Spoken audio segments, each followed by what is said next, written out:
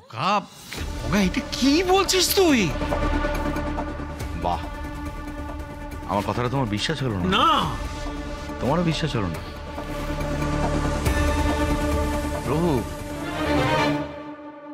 না না, আপনাকে বলতে হবে, ওদেরকে পরিষ্কার করে বলুন। বলুন তো, আপনাকে বলতেই হবে প্রভু। বাবা বাবা দেখেছেন আবার একা একা কথা বলছে? দেখেছেন আপনি? নিজের মাথা তো খারাপ হয়ে গেছে, এখন আমার মাথাটাও খারাপ করে দেবে। পূর্ণা, একটু মাথাটা ঠান্ডা করো, একটু শান্ত, একটু বোঝার চেষ্টা করো। কি বুঝবো আমি? কি বুঝবোটা কি? থাপ্পড় বাবা যে মাফিয়া এটা তোমাকে কে বলেছে?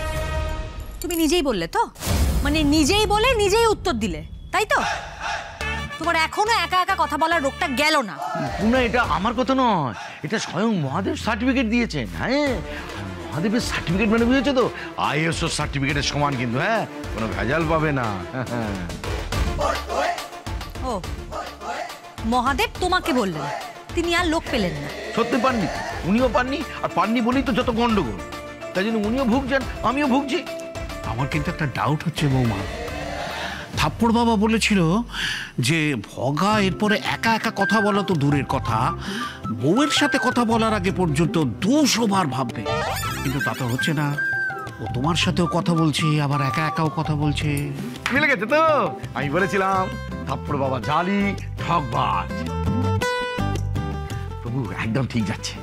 না ভগবান দাস, এইভাবে প্রমাণ হয় না, তোমাকে মানুষের সামনে প্রমাণ করতে হবে। কেন প্রভু, এরা মানুষ নয়? এরাও তো মানুষ। অবশ্যই মানুষ, কিন্তু এরা তোমার পরিবারের সদস্য।